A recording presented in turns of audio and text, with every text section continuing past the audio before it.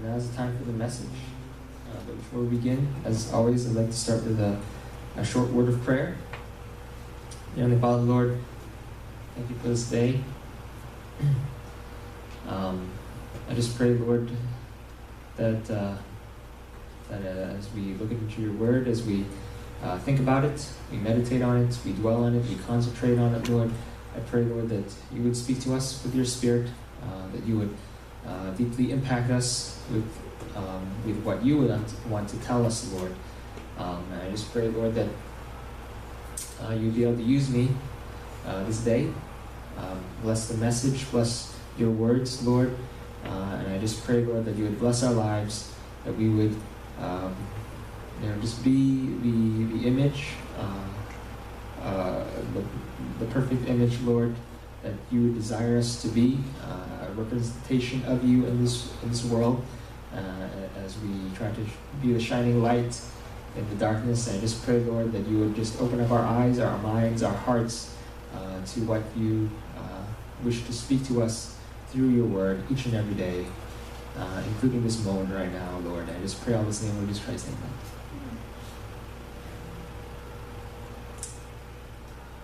All right. The Bible is home to many incredible stories. Those of you who have read the Bible or gone to church for years, you know what I'm talking about. All I have to do is say a name of a person in the Bible, and you can instantly associate that name with some incredible story. And just this morning we were watching a little bit of VeggieTales of Mo, right? And that Mo is supposed to be Moses, right? So Moses, he did some pretty incredible things. Noah, his circumstances were pretty incredible. And of course Jesus, the one we always talk about, right? He does lots of incredible things. So these names, just hearing these names, they should remind you of all the wondrous things, the wondrous stories that we read about, that we hear about in the Bible. Many of the events that take place in the Bible, obviously, they defy human understanding about the real world that we know. If the stories in the Bible were all commonplace stories, they just wouldn't be perhaps as interesting as it is. These stories are far from ordinary. You see people who are raised from the dead. You see sometimes thunder, fire, and hail just kind of fall from the sky. People can just stand in the middle of a fiery furnace and not get burned. Angels just appear out of thin air to deliver the messages of God. And as someone who has grown up reading these stories, and has grown up listening to these stories for years and years, I find them completely believable. I believe them. I don't doubt any of them for a second. But at the same time, when I think about these things, how amazing, how incredible, how maybe even strange they are, I also wonder if others can believe them. I know that not everyone can or will believe that these stories are true. There are people out there who don't believe in God, and so they will certainly call these stories myths and fairy tales. And even people who believe in God, there are some people who believe in God, but they read the Bible and they think, well, maybe this didn't really happen this way. This is just symbolism. So they might think that what we consider actual events, even the narration, the stories, they might think, oh, well, maybe they're just symbols. Things didn't really turn out the way they did. Today, I'm not going to turn my attention to these kinds of miracles, though. I want to talk about something else that's different in the Bible, that can also be hard to accept or understand for the people of this world. It's also the most important thing about the Bible. We're going to talk about what Jesus calls the greatest commandment. We're going to open up the Bible now to read this commandment. If you brought your Bibles, you can also follow along. This is found in Mark 12, 28 to 34. If you just want to listen, that's fine too.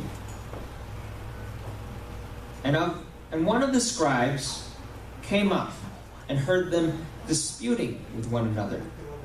And seeing that he answered them well, him being Jesus, he asked him, which commandment is the most important of all?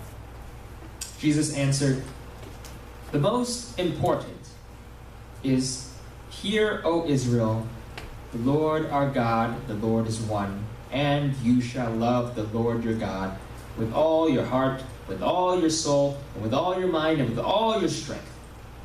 The second is this: you shall love your neighbor as yourself. There is no other commandment greater than these. And the scribe said to him, you are right, teacher. You have truly said that he is one, and there is no other besides him.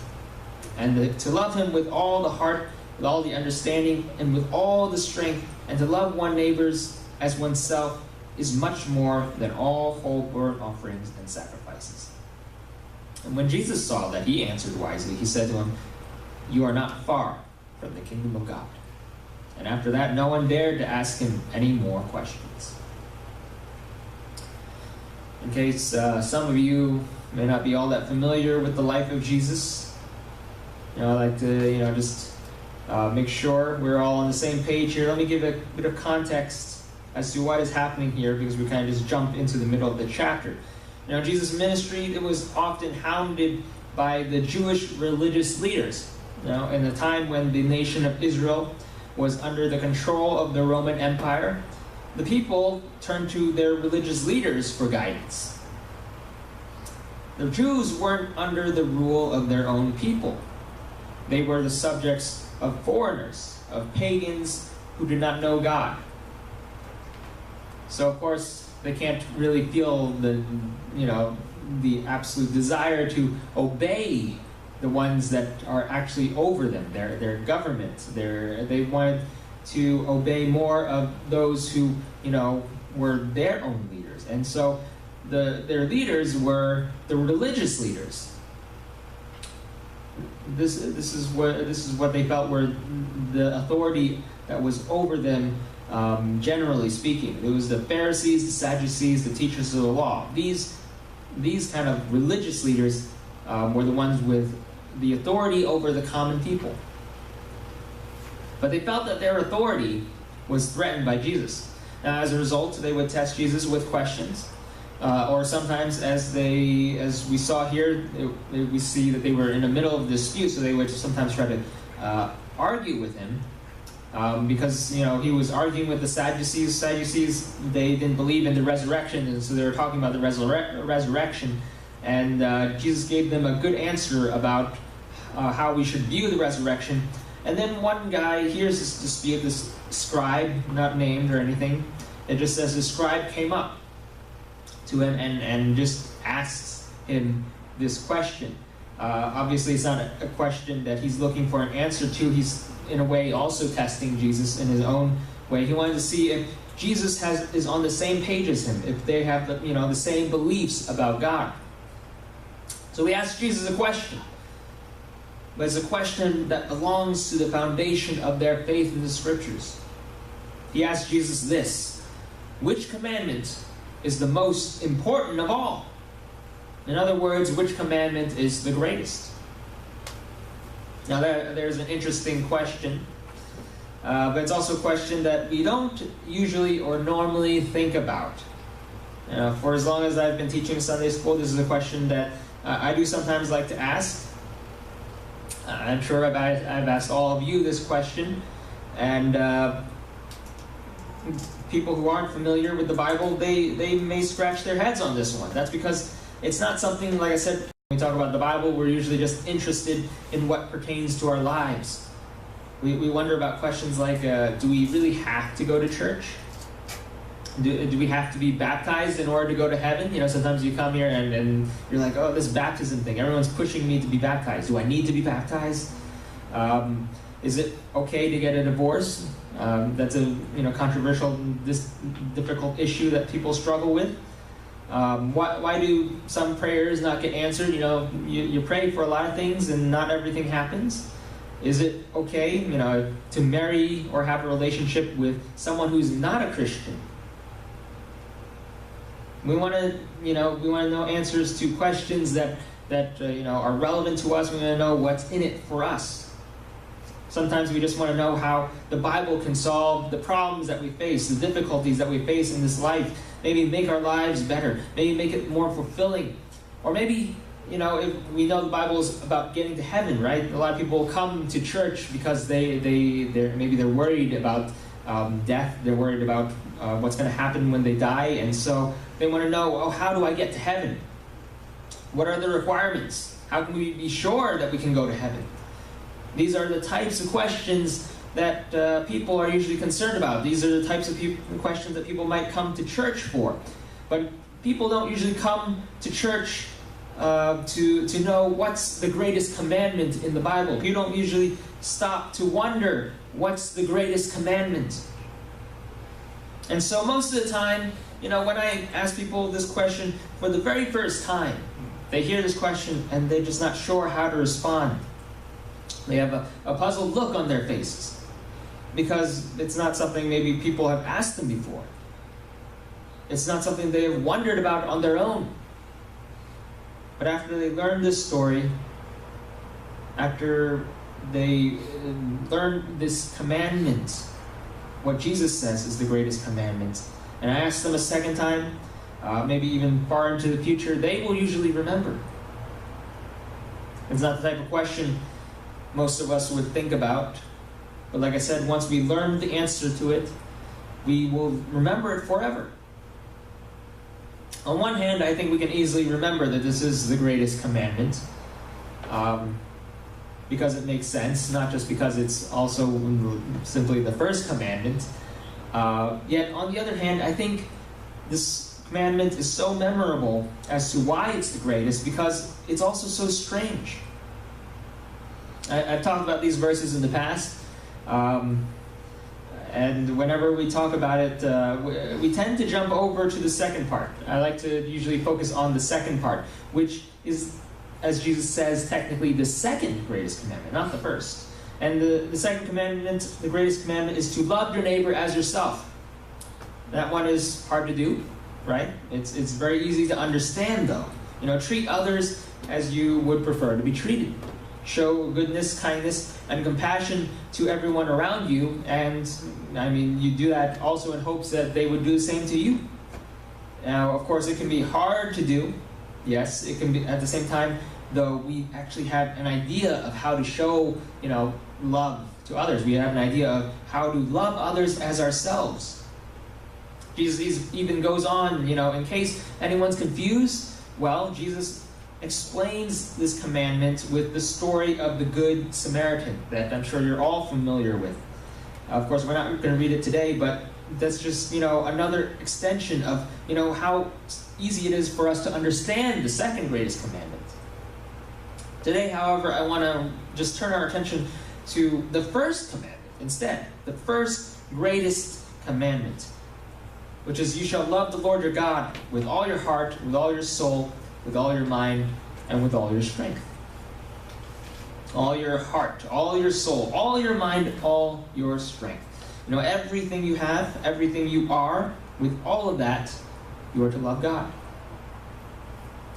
When this verse is read in church during a Bible study, or perhaps in Sunday school, I feel like people, just tend to focus on how much it demands of a person.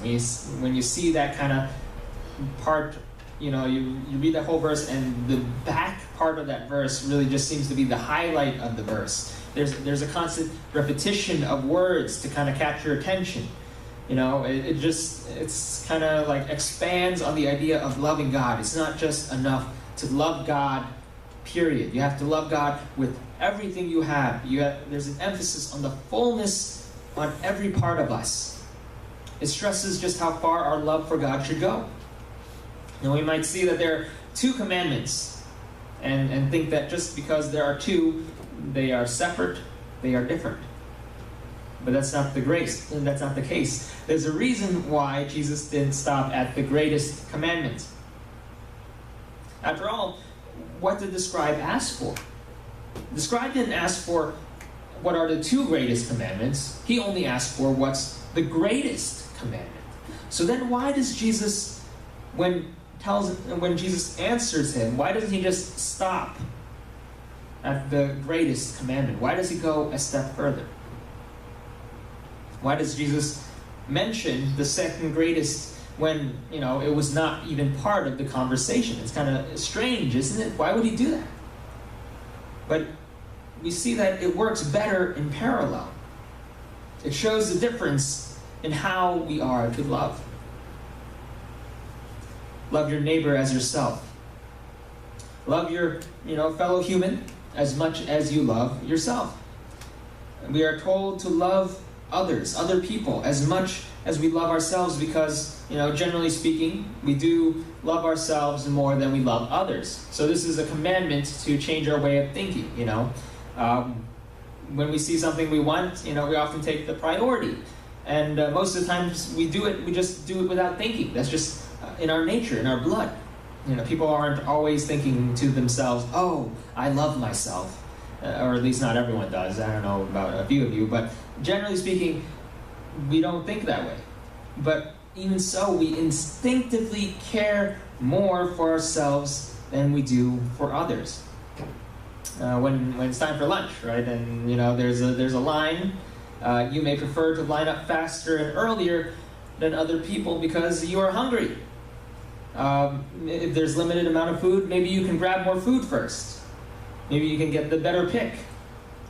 But this means that someone else, anyone else who comes after you, they're going to have maybe less food available. They're going to have maybe the food that doesn't look as nice, right? Someone will be, for you to do what you did, someone else will be at a disadvantage. When it's time for a limited sale, you will be quick on the trigger. You see a sale, you want to go for it fast. It's limited. But because you went for that sale, that limited sale, there will be people who will miss out on it because you went first. When you're applying for a job that you want, you are competing against other people. And who knows? Maybe the other people that you're competing against, maybe they desperately need the job much more than you. But as long as you can get the job, who cares about their circumstances? Right? This is our way of loving ourselves. We do it for ourselves. And so here's the commandment: love your neighbor as yourself. In the same way that you care for yourself, you should also care for others. Why am I stressing this point? Because God separated these two commandments. These commandments do not say to love God as much as yourself, but only to love your neighbors as yourself. In other words, you are to love people with as much love as you can muster for any human being, because, of course, you yourself are human. But you are to love God even more than that. The love that you have for God must be greater than the love you can possibly have for another human being, no matter who that person is. If it is not, if you don't love God first with every fiber of your human being and love others as yourselves, then you are not following the greatest commandment. This is one of the reasons why Christianity is so strange. This is one of the reasons why it is so unique. It is not only about serving God. It is not only about being obedient to God. In fact, the greatest commandment, what God demands the most of you, is primarily and plainly about loving God. You can serve someone you don't know. You can be obedient to someone you don't care for. And you can even glorify or worship someone you hate. And in those other religions of the world, it is fine to not care about the deities that they worship. They just have to follow the commands. Pray several times a day. Don't eat those kinds of foods. Observe these special holidays with the rituals. They are just doing what they need to do because they feel like that is what they need to do. They're commanded to do those things. In his teachings, Buddha does not even demand an ounce of love from his followers. But God demands the greatest love you can muster. God demands all your love. But the Bible is so strange. You're not going to understand the Bible or believe in the God of the Bible if you cannot even fathom its greatest commandment. For it is from this one commandment that everything else flows. It is by this commandment that the Bible will make sense. And it is only through this commandment that you will find the answers of faith that you seek from God. Many people will come to this Bible, they'll read it, feel it's totally ridiculous, and throw it away. Many will look at it and study it. Some purely for scholarly ambition, and then they think they know all there is to know about it. It's like all the other religions. They will accept, they will criticize God. Maybe they will even hate God for what He has done, or perhaps what He is about to do. But I tell you that the true understanding of God can only come through a real relationship with God. We are not dealing with some mysterious impersonal force, like the force that you see in Star Wars. The force doesn't care what goes on, but God cares. We're not dealing with a boring list of do's and don'ts. The commandments we see in the Bible, they're not just just do this or do that. We have this commandment that shows we're commanded to love. We're dealing with a living and loving God. He is the God who loves and cares for you. He is the one who created you and wants you to have a special relationship with him. And in this commandment, this greatest commandment, this is living proof of that. The greatest commandment is not to obey, not to worship, not to serve, although those are things you should still do. Those are important. But the greatest commandment of all is to love him with love that is greater than a love that you have for yourself or for your fellow man. Seek him, find him, love him with all your heart, with all your soul, with all your mind, and with all your strength. Let us close in a word of prayer. Dear Heavenly Father, Lord, thank you for this word that you have given us, your scriptures, so that you may teach us what it means to be, a follower of Jesus Christ. You teach us what it means to be in this world, in this life. You tell us, Lord, that there's only one God and there is no other. You tell us, Lord, that there's only one truth and there is no other. You tell us that you are real and we need to have a real relationship with you. Our faith is not based on just, a religion of just doing rituals and just following rules. It's about loving you and loving one another. I just pray, Lord, that you would instill these values in our hearts. That if there are any among us who do not know you yet, I pray, Lord, that you would, just help us to find you, help us to seek you, help us to build that relationship with you, help us to, treat you as not just some God who's far away in the universe, but a God who's near and dear to us, one who we can love greater than any love we've ever known on this earth. And I just pray all this in the name of the Lord Jesus Christ. Amen.